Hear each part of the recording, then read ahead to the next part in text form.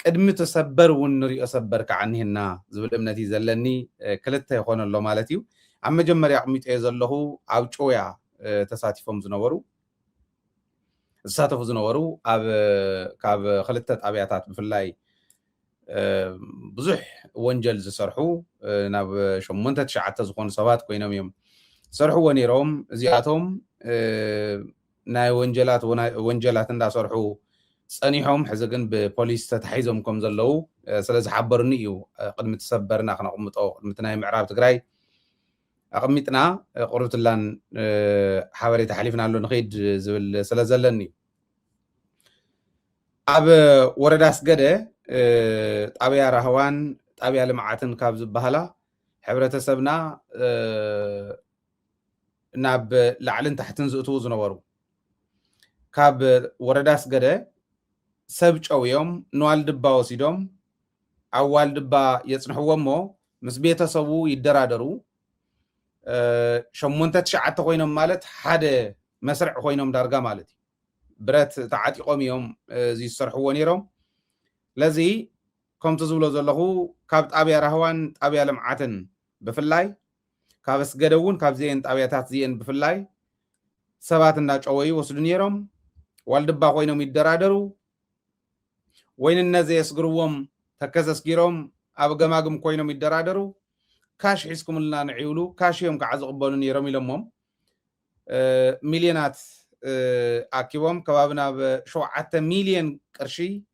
ካብ ሰብ ከም ዝተቐበሉ ተበፂሕዎም ምስ ኤግዚቢቶም ተታሒዞም ኣለዉ ሕዚ የዒስ ንፖሊስ ወረዳ ስገደ ንምምሕዳር ወረዳ ስገደ ንህዝቢ ወረዳ ስገደ ህዝብን ፖሊስን ህዝብን ምምሕዳርን ተዘይናበብ እዚኣቶም ክተሓዘ ይኽእሉን 8 ሰባት ተታሒዞም ከም ዘለዉ ግን 8 ናብ 9 ከባቢ ኮይኖም ዝሰርሕዎ ከም ዝነበሩ ባዕሎም ዝነገርዎም ክኾን ይኽእል እዩ እስካዕ 9 ክበፅሑ ከም ዝኽእሉ ግምታት ነይርዎም እዩ ነቶም 8 ግን ምስ ኤግዚቢቶም ሒዞሞም ኣለዉ ምስ 1.1 ሚልዮን ገንዘቦም እውን እንተይተረፈ ከም ዝበልክዎ ዋልድባ ምኻድ ማለት ዋልድባ ቀደም ናይ ሸፋቱ ሰፈር እዩ ነይሩ ጓሳ ጥራሕ እዩ ዝኸዶ ጓሳ ከፍቲ ሒዙ ይኸይድ ሸፋቱ ግን ብዙሓት ይነብሩሉ ነይሮም ፀረ ሽፍታ ፀረ ባንዳ ዝበሃሉ ልክዕት ናይ ሻለቃ ሓድሽ ዝዛረቦ ዝነበሩ ቅድሚ ሕዚ ካልኦት ናይ ፀረ ባንዳ ፀረ ሽፍታ ዝበሃሉ ከይዶም ሸፋቱ ዝሕዝሉ ዝነበሩ ሸፋቱ ሒዞም ዓዲ ንኽኣቱ ቀደም ምሕረት ንኽኣቱ ዝግበረሉ ዝነበረ ናይ ሸፋቱ ከባቢ እዩ ነይሩ ሕዚ ግን እቲ ልምዓት እንዳወረደ ተሓራሳይ መሬት እንዳሰፍሐ ክኸይድ ከሎ ዳርጋ መብዛሕትኡ ከምቲ ናይ ቀደም ኣይኮነን ክበሃል ይከኣል እዩ ዋላ እንተኾነ ግን ከምቲ ዝብሎ ዘለኹ ሕዚ 8 ሰባት ተታሒዞም ኣለዉ ሕዚ ማለት እዩ ትግራይ ኣብ ልዕሊ ናይ ፀላእቲ ጭቆና ብረት ሒዝካ ኣብ 21 ክፍለ ዘመን ሸፊትካ መናእሰይ እዮም እዚኣቶም ሕዚ 34 ዓመት ተተፈሪዱሎም ካብኡን ታሕቲ ክፍረደሎም ይኽእል እዩ ዝብል እምነት የብለይን ምናልባሽ ናይ ፍትሒ ትካልና ክፍተሽ እዩ ዘለዎ ክፍተሽ ኣለዎ መርኣያ ዝኾነ ስጉምቲ እንተዘይተወሲዱ ኣብ ወንጀለኛታት ወንጀለኛ እንዳፍረና ኢና ንኸይድ ሓደራ ዝብሎም ንመራሕቲ ትግራይ ኣብዚ እዩ ብፍላይ ናይ ፍትሒ ሓድሽ ሰብ ይመፅኡና ዘሎ ሕዚ ኪዱ ዝበሃል ለዚ ኪዱ ኮነ ሓፈሻዊ ከዓ ንኩሎም ኣብ መሪሕነትን ዘለዉ ናይ ሰራዊት ይኹን ናይ ፖለቲካ ይኹን መሪሕነትና ምስ ህዝቢ ተናቢብካ ከም ዝበሉ ሰባት ሒዝካ እቱ ክሰርሕ ዝኽእለ ፖሊስ ዝኒሄ እውን ከም ዝበለ ኩነታት ክፍጠር ከሎ ብተግባር ዘመስክር ዘሎ እውን ብደንብ እንዳተባባዕካ ከምዚኦም ዝበሉ ሰባት ሒዞም ከምፁ ከለዉ ናይ ፍትሒ ኣካል እውን መሃራይ ዝኾነ ስጉምቲ ክወስድ በዚ ኣጋጣሚ ፃውዒተይ ከቕርብ ንወረዳ ስገደ ብልቢ ፖሊስኩም ክብሪ ሃቦ ነቲ ምምሕዳር እውን ክብሪ ይግብኦ ነዚኣቶም ሒዙ ናብ ሕጊ ምቕራቡ ማለት እዩ ምስ ኤግዚቢቶም ስለተተሓዙ ከዓ ከምልፁ ዝኽእሉ ሰባት ኣይኮኑን መራእያ ክኸውን ዝኽእል ስጉምቲ ይወሰዶም ባህሊ እያን ኣነ ፈራደ ይኮንኩን ዳኛ ይኮንኩን ምምሕዳር እውን ኮይነ ዓቃቢ ሕጊ ከምዚኣ ጌርካ ኺድ ኢለ ከምዚ ዝበሉ ህዝቢ ክመሃረሉ ብዝኽእለሉ መላእ ትግራይ ክመሃረሉ ብዝኽእለሉ መንገዲ ይኺድ ኢለ ክውስን ኣይክእልን ከም ሓሳብ ግን ንዓና ዘዋፀና ኣብ ዓለም ዘለዋ ሃገራት ሕጊ ምስ ዘኽብራ ሓታትነት ምስ ዘስፍናየን ኣብቲ ክበፅሕኦ ዝደለያሉ እዋን ክበፅሕኦ ዝደለያሉ እዋን ቦታ ዝበፅሓ ማለት እዩ ስለዚ ኣብቲ ንደልዮ ቦታን ግዜን ድላይና ንክንሰርሕ ኣብቲ ድላይና ንክንበፅሕ እንተኮይንና ከምዚ ዝበሉ መርኣያ ንኩሉ መርኣያ ክኾን ዝኽእል ስጉምቲ ክውሰደሎም ኣለዎ ባህሊ እየ ነቶም ዝሓዙ ግን ደጊመ ደጋጊመ ከመስግኖም ከድንቆም ፈቱ እዚ ለቲ ካልኣይ ዜናና ናይ ምዕራብ ትግራይ ጉዳይ እዩ ንዓና ደጋጊሙ ዝተኸሰተ ስለ ዝኾነ ዓብይ ሰበር ዜናና እዩ ምዕራብ ትግራይ ናብ ዋናታቱ ኣይምልስን ኢሉ ኣብይ ኣሕመድ ከመይ ገይሩ ሸንኪሩ ሒዝዎ ከም ዘሎ ትፈልጥዎ ኢኹም ምዕራብ ትግራይ ኣብ መንጎ ኣምሓራን ትግራይን ኣብ ዝደለዮ እዋን ኣብይ ኣሕመድ ኣብ ዝደለዮ ኩናት ናይ መወልዒ ካርድ ምዃና ኩልና ንርዳእ ኢና ናይ ኣብይ ኣሕመድ ኣብ መንጎ ትግራይን ኣምሓራን ኩናት መወልዒት ካርዲ ምዕራብ ትግራይ እያ ናይ ፀለምቲ ጉዳይ ኣብ ቀረባ እዋን መልሲ ክረክብ ዝኽእል ምዃኑ ይፈልጦ እዩ ልክዕ ደቡብ ትግራይ መልሲ ከም ዝረኸበሉ ፀለምቲ እውን ኣብ ቀረባ እዋን መልሲ ክረክብ ከም ዝኽእል ይፈልጦ እዩ እንተሎ ምዕራብ ነገር ግን ምዕራብ ሒዘን ተፀኒሐ ኣብ መንጎ ትግራይን ኣምሓራን ኣፈላላይ ፈጢሩ ኣብታ ኣፈላላይ ዝነብር ሰብ ኮይኑ ክነብር ከም ዝደሊ ኣብይ ኣሕመድ ፍሉጥ እዩ ኣብዚዩ እዚ ለምቅነ ተሰሪሑ ዝኒሄ ክልተ ዙር ናብ ሎሚ ዘውግሕን ናይ ቅድሚ 3 መዓልቲ ትማል ዝሕለፍናዮ ናይ ሰፈረ መለሰን እዚኦም ዓበይቲ ዓወታት እዮም ዝብል እምነት ኣለኒ እቲ ታሪክ ተሰሪሑ ዝብሎ ዘለኹ ግን ናይ ኣምሓራ ፋኖ ሒዞሞም ንዝመፁ ማሪኾሞም ንዝመፁ ነቱ ማሪኾሞ ዝመፁ ንብረት እውን ክማርኹ ከለው ዝነገርዎም እውን ኣብኡ ዝሕለፍዎ መልእኽትን ማሪኾሞ ዝመፁ ኣፅዋርን ዓብይ ዓወት እዩ ንሕና ዘይኣተና ዘብለ ኣይኮነ ኣትዮም እንኳዕ ደኳዕኳ ዓበልዎ ሙናይ ትግራይ እንተኮይኑ ትግራይ ይእተዎ ናይ ኣምሓራ እንተኮይኑ ኣምሓራ ይእተዎ ኢልካ ምፍላይ ዝከኣለሉ ግዜ ይኮናን ሕዚ ሓቢርና ናይ ሓባር ፀላእ ኣለና ነቲ ናይ ሓባር ፀላኢ ከከም ዝጥዕመና ጌርና ክንወቅዑ ኢና ኢሎም ምኻዶም ዓብይ ነገር እዩ እቲ ዓብይ ክንመሃረሉን ክንሰርሓሉን ዘለና ኣነ ንባዕሎም እውን የረኺበዮ ኣጋጣሚ ኮይኑ ነቶም ኣብታ ኦፕሬሽን እውን ዝነበሩ እዮም ዋላ እትዋን ሓላፈ ይኹን ኣብኣ ዝነበሩ ሰባት እየ ረኺበ ብግልፂ ኣተሓሳስቦኦም እውን ተረዲእ ኣለኹ ኣተሓሳስቦኦም ዕላምኦም ጥራሕ እንተይኮነ እቲ ዝገበርዎ ኦፕሬሽን እውን ሓደ ብሓደ ተረኪበዮ ኦልሬዲ ተረዳዲእናሉ ዝተዘራሪብናሉ ኣለና ማለት እዩ እንታይ እዮም ዝብሉ ናይ ኣብይ ኣሕመድ ሰራዊት ኣብ ዝኾነ ይኹን ቦታ እንተተረኺቡ ኣቲና ምስ ዝምልከቶ ምስ ዝግብኦ ሰብ ኮይና ዘይንሕምሽሸሉ ጉዳይ የለን ዘይንሕምሽሸሉ ምክንያት የለን ኣፅዋሩ ዘይንማርኸሉ ዘይንሕድገሉ ምክንያት የለን ስለዚ ኣፅዋሩ እውን ተወሪሩ እዩ ሰራዊት እውን ተሓምሽሽ እዩ ክልተ ዙር ሰራዊት ክንደይ እዩ ዝብል ቁፅሪ ከቁፅርዎ እዮም በቶም ኣብኡ ዘለው ተሓባበርቶም ኣቢሎም ግን መጀመርያ ናይ ተከዘ ዘብ ዝበሃል ናይ ደመቀ ዘውዱ ምልሻ እዩ መፅዩ የናንተው ሰው እዮም ዝብልዎ ንደመቀ ዘይሩ መቅበሪቱ ምዃና እዛ ባንዳነት እዚኣ እንዳተዛረብና ስለ ዝመፃና ሓድሽ ኣይኮነና የናንተው ሰው የሚያዛቸው ሚሊሻ አሉ እዮም ዝብሉ የኛው ሰው ናትኩም ሰብ ይብሉና ማለት ንደመቀ ደመቀ ዘውዱ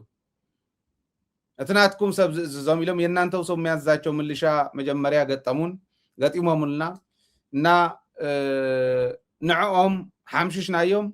ድሕሪ መከላከያ ብከቢድን ብግዛዕኒ ኣትይዎ ግን ውሕዳት እዮም ቶም ዝኸዱ ኣብቲ ናይ መጀመርያ ኣብ ካልኣይ ክኸዱ ከለው ግን ዳብል ኮይኖም እዮም ከይዶም ኣፅዋር ምሽካም ገዲፍና ጥራሕ ኢና ገዲፍና እዩ በቃ ምሽካም ኣዊና ጥራሕ ስለዘይ ንኽእሎ ጥራሕ ዘዛዓቅምና ሒዝና ኢና መፂና ኣብኡ ዝረገፈ ኣዲኡ ትቁፀሮ እዚ ዝኾን ዘሎ ኣውያት ሕዚ ብሰለልቲ የውቃዓን ኣሎ ብሰለልቲ ተውቁዕን ዘለኹም ንስኹም ኢኹም ትማል እውን ኣቅሪብና ኢና مالي بستوسنة شنقفة بلنا عفت مقلصين ايدا مكا زورو سلازنا برا حزقن بقلصي ጌታቸው ረዳ ሰላሊ እዩ ጻድቃን ሰላሊ እዩ ካልኦ ሰለልቲ እዮም ይብልዎም ኣሎ ኣነ ይኮንኩን ደመቀ ዘውሩ የኛው ሰው ዝወልዎ ይዝብሎም ዘሎ እዚኦም ሰለልቲ እዮም ደመቀ መዓዝ ኣቴ መዓዝ ከም ዝምለስ ስለ ዝፈለጡ እዮም ኣፍታ ዝኣተወላ መዓልቲ ኣባይዞ ኣዲስ አበባ ጸኒሑስ ኣፍታ ዝኣተወላ መዓልቲ እዮም ታ ኮይናት ከፊቶማ ታውግእ ከፊቶማ ደመቀ ካብ ኣዲስ አበባ ንምዕራብ ትግራይ ኣብ ዝኸደላ መዓልቲ እዮም ከፊቶማ እና በሰላዮች እያስመታችኝ ነው እኔ ላይ ነበረ ትኩረቱ ይዝብል ዘሎ ደመቀ ከየምልጥ ክገብሩ ኣነታ ዝኻልኩዎ እውን ከማ እንደ ዝብል ሰራዊትና ነዚኦምን ከማ ኢለዮም እንተኽኢልኩም ሓደራኹም ሰብ ዚ ሒስኩም ንህዝቢ ትግራይ ኣቅርቡ ይውና ልጅ ይህበልዎ ኣሲሩ እንዳጤል ኣሲር ካብ ከርቸሌ እቲኻ ነዚው ህዝቢ ትግራይ እቲ ዝፈሰሰ ደም ከንቱ ፈሲሱ ከም ዘይተርፍ ብተግባር كمسكر كخل اللو بهالي لذي آتيهم زيلهم زي سريحهم أنا معراب تقرأي زلو أرم سبعا نمتاي زي أتوي يبلكم نمتاي زي أتوي يبلكم قوموا غيرهم بعلم يودوهم مخنياتو قال بقى النساتهم مزولو تقرأي قبتها سراويت ماس قباتهم أسفل لقاتهم يا ما رافانو بتلي يقندر فانو بكينو ህዝቢ ትግራይን ህዝቢ አምሓራን ንኸባእሱ ኮፊሉን ዝፈትሖ ጉዳይ እንተሃሊዎ ክሌም እንተሃሊዎ አምሓራ ካሊእ እውን ከምኡ እንተሃሊዎ ኣብኡ ሕቶ ዘለዎ ምዕራብ ትግራይ ይኹን ካሊእ ሕቶ ዘለዎ እንተኮይኑ ብሕገ መንግስቲ መሰረት ብሕጊ ዓደባ መሰረት ሓቢሩ ዝነበረ ህዝቢ ስለ ዝኾነ ክፈትሖ ዝኽእል ኮይኑ እንዳሃለወ ህዝቢ ትግራይን ህዝቢ አምሓራን ንኸባእሱ ዝገበርዎ እዩ እኛ ጥያቄ የለንም ማለት አይደለም እኔ ሊኖረው ይችላል ሌላም ሊኖረው ይችላል ቁጭ ብለን የትግራይና የአማራ ህዝብ ቁጭ ብሎ ሊፈታው የሚችለው ነገር ግን እኛ ለማለያየት እኛን ለማጣላት እንደ ካርድ ሲጠቀምበት ቁጭ ብለን የምናይ አይደለንም የሚለው እዚው እንታይ ኢቲና ንሕና ትግራይ ጣሐሰት ዶ ፕሪቶሪያ ትግራይ ከም ዝገበረ ደዝ ፋኖ ያሓዞ ጸገም የለ يوصوهم لحري خفيلنا نرارا يبال كمتو ود ورد زولو تقراي توسخون برتو مريت يبلا ازي اوي يبيلوهم انا كلتا سلسته مدرتات حدا خوينا نريين ولا قسنا ولا زخود انتخونو ترجم زلو زربا خزارو سميعيهم مجمريا اباي ولدو بريزيدانت وزنور لفت اغا خورد اللؤوان كينات عدوى بعل كينات عدوى كخبر كله عدوى منيلي كمنا من كله خلو زيرو تغاري امري حمو جن عدوى نايب على قراعن صحاتيتن مزازمي ايو ويلو مزازمي نيرو قراع زي العلكه بعل صحاتيت زي العلكه خالو زي العلكه عدوى قتل علي تخلن عدوى وانت العلكه جن تغاري مو ترخوهم تجانيقوا من هي تقراوي مدفع ولا تنين معراب تقراي كمل سي ناوزي ازي خوين ووم زلو انتا يمسلو اتجيغننت يدليو تقراوي نحنا ايو تقراوي نحنا انت خوين تجيغننت ونحنا إلهم حقيفهم حاده ايكونومياو محبرسب فتير لهم اندهالو يهودك ناي كلنا إلنا تجيغننت موساد اي كألون غنياتو او كلن انت خودو قدمي تصنحهم تقراوي سلازخونه أنا ندوم نحزي دالو خوان مبر صباح خمس قالكم إيه أبي حمد بمالت عبي ديزاستريو نايك قام مهران علنا خطولي داليكم إيه نعو قال محتاجكم قبل لكم بعالم لا يراسو الفابيت يالو يلم كامارينيا بس تقريب هون يلونا يا محارن نايت قراين كباس مبر أمحارنيا نايت مالو مخانو يفولتي الفابيت سي سفرهم مخصوميو سفرهم جزيو سفرهم تقرينيا أمحرائي تقرأيو ناتوهالجن كركر نخفتر لنا خونه اللي زقبرهم زلو لك خمسانا يلم كنا زنبرت بأمارا كلل كقبابو هالا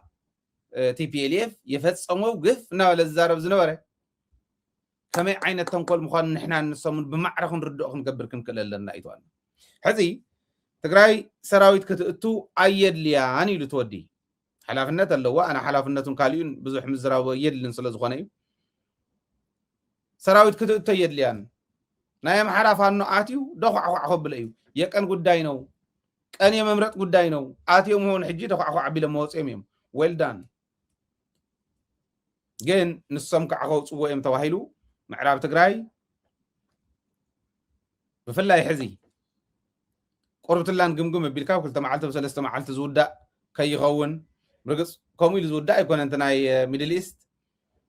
ከምኡ ኢሉ እንዳሃለወ ግን እታ ናይ ሳፕላይ ቻይና በበእያ ካብ ዩናይትድ ዓረብ ኤምሬትስ ዝመፅእ ዝነበረት ካብ ካሊእ ዝመፅእ ዝነበረ በበኢ መንገዱ ተባሂሉ ብደንቢ ተገምጊሙ ሕዚ ይመስለኒ ግዜኡ ኣነ ከምኡ ዝመስለኒ ሕዚ እያ ኣብይ ኣሕመድ ናይ መን ከምፅእ ከም ዝኽእል ዋላ ምስ ረሓ እውን ኮ ይከኣል ነይሩ ምስ መን ሰሪሕካ ኢኻ እቲ መንገድታት ብደንቢ ጌርካ ክተመቻችዎ ትኽእል ዝብል ንዓኹም ክገድፎ ብዝኾነ ኮይኑ ግን ግዜኡ ሕዚ እዩ ተንፋኖ እውን ከምዚ ነቂሖምሎ ብዘለውሉ መሪሕነት ናይ ፋኖ ይኹን ጠቕላላት ፖለቲካ ናይ ኣምሓራ ድሕሪ ዝተወሰነ መዓልቲ ናበይ ከም ዘበለ ኣይትርድኦ ናይ ኣምሓራ ጥራሕ ኣይኮነን ናይ ማንም እንተኾነ ፖለቲካ ተለዋዋጢ እዩ እዛ ኩነታት እዚኣ ኣጋጢማ እንዳሃለወት ብትክክል ተረዲኦሞ እንዳሃለው ናይ ኣምሓራ ፋኖ ተረዲኦሞ ጥራሕ ተይኮነስ እንዳገጠሙሉ መስዋዕትነት የከፈሉን ማለት ኣይኮነን መዓት ሰብ ረፍሪፎም ክመፁ ከለው ወይ ይውቅዕዎምን ወይ ይቕተልዎምን ማለት ኣይኮነን መስዋዕትነት ከፊሎም እዮም እዚ ሰሪሖሞ ስለዚ ካልኣይ ግዜ ከዓ ስለ ዝኾነ እዚዩ ብደንቢ ገይሮም ይፍትንዎ ኣለዉ ማለት እዩ ነቲ ወዲ ይትረፍደን ደመቀ ዘውዱ ነቲ ወዲ እኳ ንሰፈረ መለሰ ነቱ ናይ ዞም ኣብኡ ኦፕሬት ዝገብሩ ዘለው ፋኖ ዝመርሕ ዘሎ ንዕኡ እኳስ የህወሓት ተላላኪ ነው ይብልዎ ኣለዉ ብዝኾነ ኮይኑ ታስእለ ብፅሐ ኣለኹ እታ ናይ ዓንተወይ እዚኦም እዮም እቶም ምስ ገንዘቦም ተተሓዙ ዓንተወይ ከሪአኩም ነይሩኒ እታ ስእሊ ሕዚ ስለ ዘብፅሕዋ እያ ሕዚ ስለ ዝሰቐልዋ ሕዚ ዝሪኣ ዘለኹ ናብ ስክሪን ማለት እዩ ስለዚ እዚኦም እዮም ምስ ቅርሾም ተታሒዞም ዝኔው ትርእይዎም ዘለኹም ከምዚኦም ተታሒዞም 1.1 ሚልዮን ተታሒዙ እዩ 7 ሚልዮን ከባቢ ከም ዝወረሩ እውን ተፈሊጦም እዮም ናብቲ ናይ መከላከያ ክምለስ ከለኹ ግን ከም ዝበልክዎ ናይ ምዕራብ ትግራይ በዙ ሕዚ ዝብሎ ዝነበርኩ ደረጃ ክረአ ክእል ኣለዎ ሰራዊትና መንግስትና ማለት ሓደ ግዜ ይሓስብዎን ኢለ ይኮነን ሓስብዎ እዮም ባዕሎም እዮም ዝመርሕዎ ዘለዉ ንሕና ይኮንና እንመርሓሎም ግን ሓደ ግዜ ከምዚ ምልዓል ዝተወሰነ ምልዓል ክፈጥር ክእል እዩ ተወሰነ ሞራል ክፈጥር ክእል እዩ ዝብል እምነት ኣለኒ እዚ ከምኡ ኢሉ እንዳሃለወ ኢትዮጵያ ነዙ ሕዚ እስካዕ ሕዚ ዝብሎ ዝፅናሕኩ ናይ ፋኖ ምንቅስቃስ ንዕኡ እውን ንምውቃዕ ናብ ትግራይ እውን ንምዝማት ናብ ኤርትራ እውን ንምዝማት ተዳልየ ኣለኹ ስለ ዝበለት ባሕሪ ናይ ኤርትራ እስክንጭቡጦ ኢና ኤርትራን ለመጨበጥ ሰማዩ በቃናል ኢሎም ቀትሪ እውን ዝሕለፍናልኩም ፕሮግራም ኣሎ ተመሊስኩም ረኣይዎ ኢኹም ከምኡ ስለ ዝኾነት ሕዚ ብሙልአን ኣብ ኢትዮጵያ ዘለዋ ኣሃድታት ማዕርግ ይውስኻ ኣለዋ ልብ በሉ ኣብ ኣኔትልኩም እዚኣ የመከላከያ መሐንዲስ ዋና መምሪያ የአገልግሎት ጊዜያቸውን ለሸፈኑ አባላት ማዕርግ አልብሷል ይብለሉ እዚ ጥራሕ አይኮነን ሰይለ ቅጽለልኩም እየ ዝውዳ አይኮነን ሓደ 3 4 ዝኮን ግን ገሪእኩም እዚ ናይ መሐንዲስ እዩ እዚ ከዓ እዚያውን እውቅና ተሰጠ እና ማዕርግም ተጨመረ ይዝብል ናይ 65ኛው ዝበሃል ልዩ ዘመቻ ሽማ አብደታ ይኹም ትሪእዎ ዘለኹም ሽማ አብደታ ማለት ምሩኽ ይባይዘው ናይ ወደግ ምሩኽ ምሩኽ ጀነራል ዘይብሉ እዚ የለን ኩሎም ምሩኻት እዮም እዚ እውን እውቅና ይውሎ ይብልኩም ኣለው ንምንታይ ከምኡ ዝገብሩ ንዓኹም የሓተኩም ግን መልስውን ኣለኒ ናይ ምብራቅ እዚ ዝበሃል መሐመድ ተሰማ ዝመርሐውን ከምዚ ትሪእዎን ኢኹም መሐመድ ተሰማ ምስ ካልኦት ጠጠው ኢሉ ማዕርግ ይውስኸለው ማዕርግ ስለ ዘልዮም ማዕርግ ክወሃቡ ስለ ዘለዎም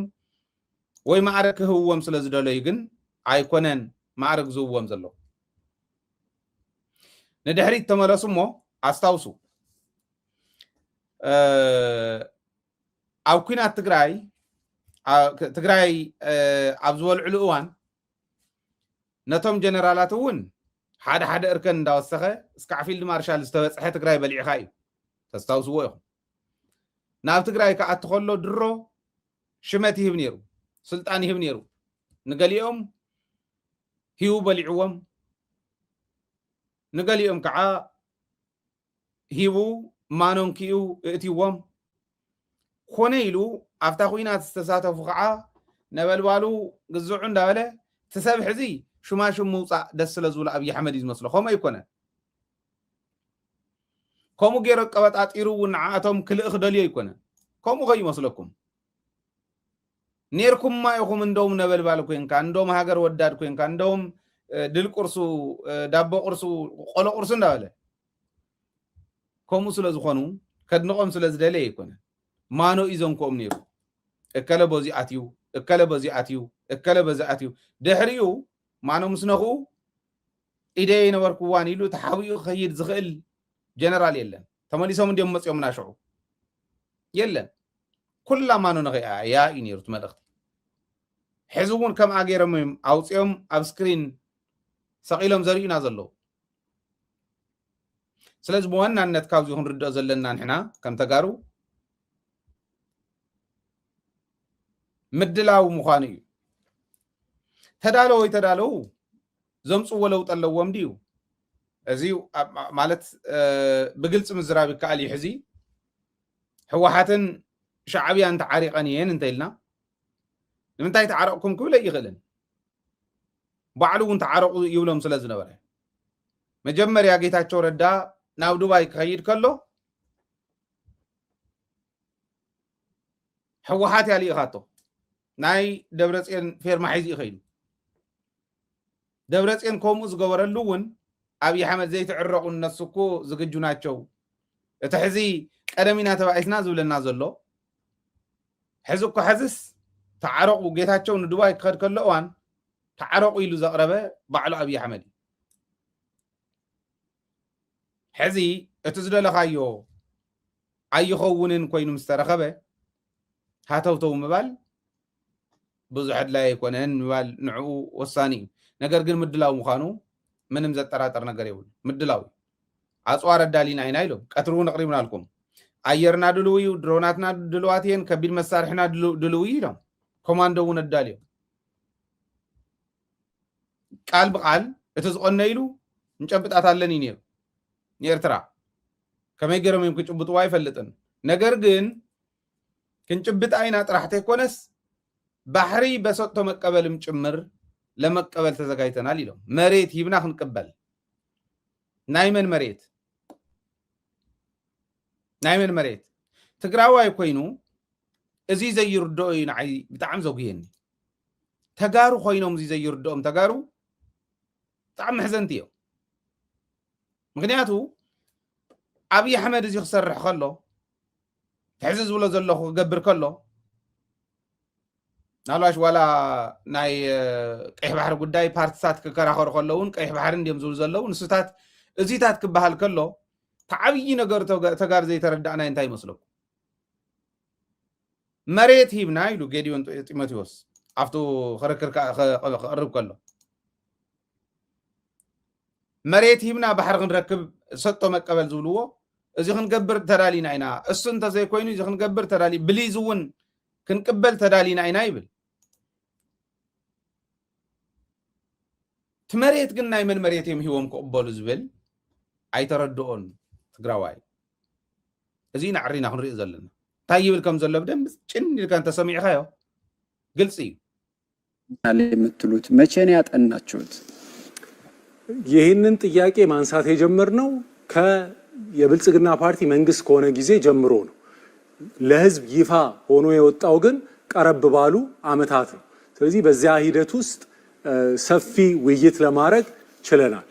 ሌላው ታሳቢ መደረግ ያለበት ደግሞ ቀረም ባለው መንግስት ይህንን አጀንዳ ለማፈን ጥረት ቢደረግም በተለያዩ አገር ወዳድ ኢትዮጵያን ለረጅም አመታት ለ30 አመት ማለት እንችላለን ሲነሳ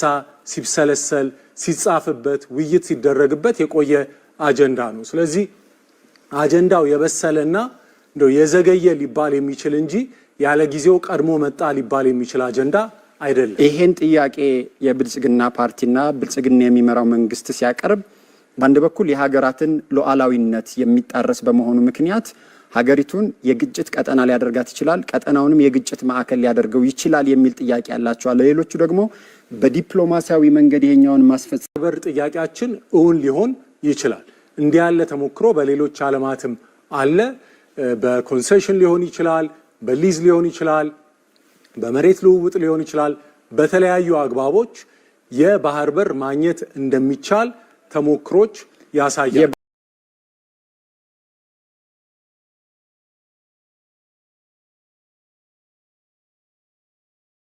ናይ ባሕሪ በሪ ጉዳይ ኤርትራውያን ኣለዎ ፀገም የለን። ንሕና እውን ክንዛረበሉ ኢና፣ ምክንያቱ ንዓና ዘይረገፀ ዝኸዶ መንገዲ የለን። ብዋናነት ግን መሬት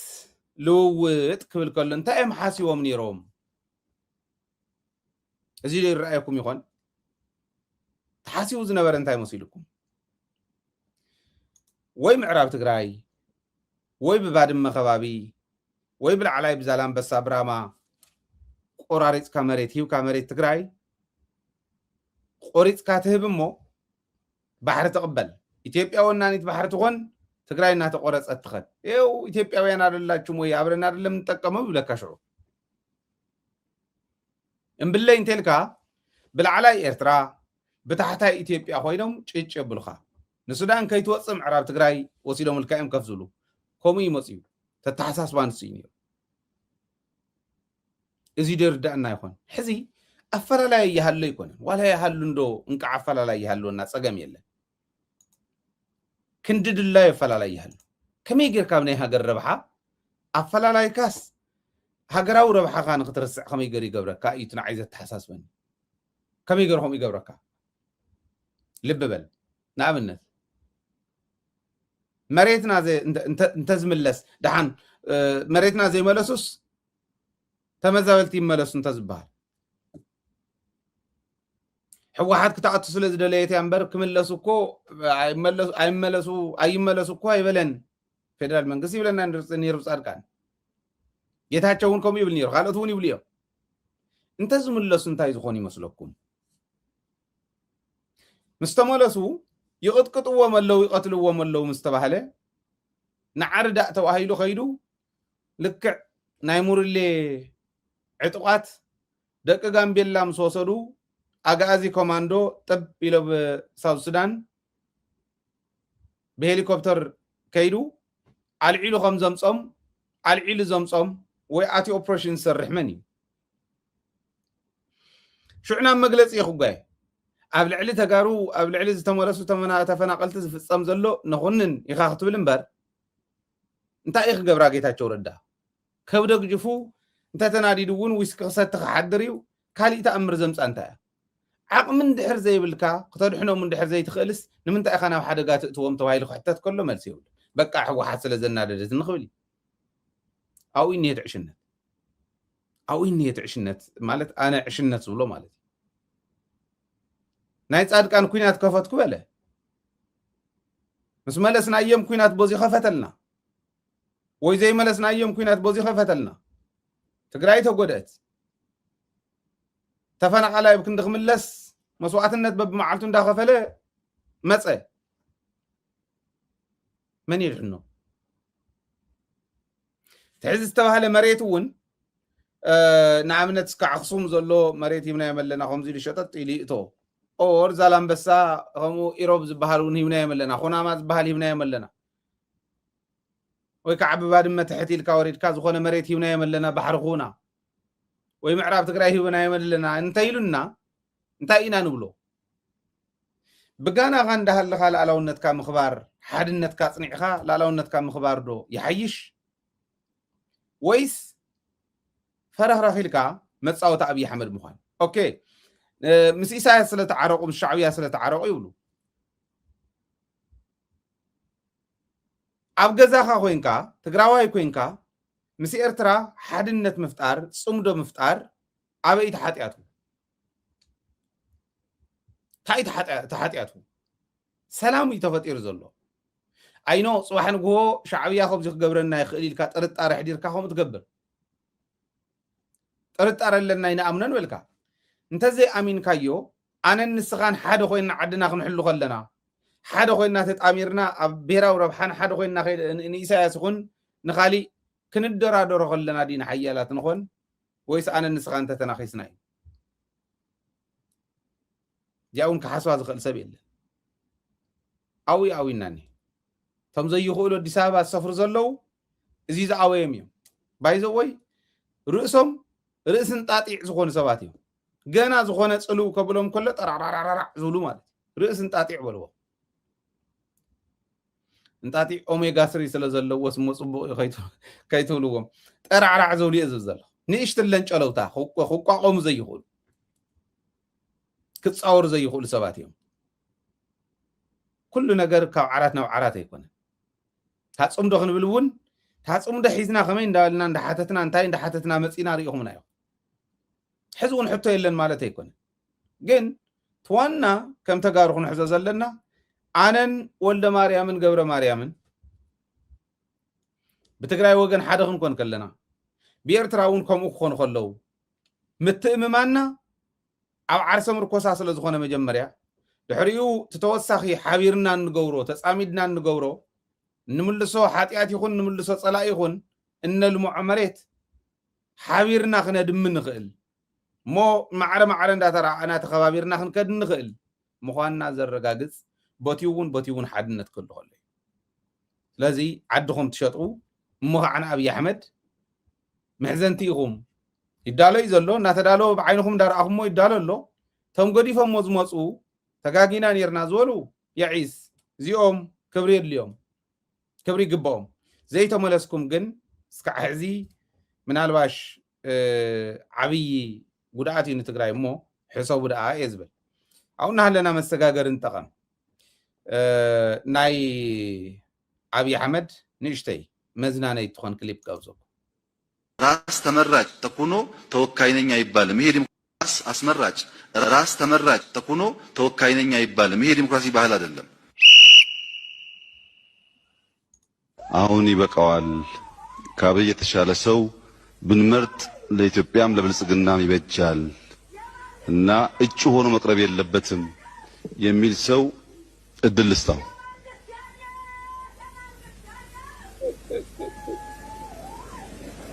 أزي أتطور بلا خيركم رأي ومهم قصهم كلهم أبي حمد ينوع زمرت زلو أبي كاون بوالا يبقال ليلان مرت علن يميل الدلست يولم يا أغلى كاي ورد زولا أزي أصل على أول 4 يوم بعد شملس ديم كم خلو ورد دي أغلى كاي نسخة خلو كم زي زبالة من قصون نيرو أبي تبيا نموالي خون الناي نرأيا مليس ناس كن رأيا ويزا አስመራጭ ራስ ተመራጭ ተኩኖ ተወካይ ነኝ አይባልም። ይሄ ዲሞክራሲ ባህል አይደለም። a few minutes አሁን ይበቃዋል። ከአብይ የተሻለ ሰው ብንመርጥ ለኢትዮጵያም ለብልጽግናም ይበጃል እና እጩ ሆኖ መቅረብ የለበትም የሚል ሰው እድል ልስጣው።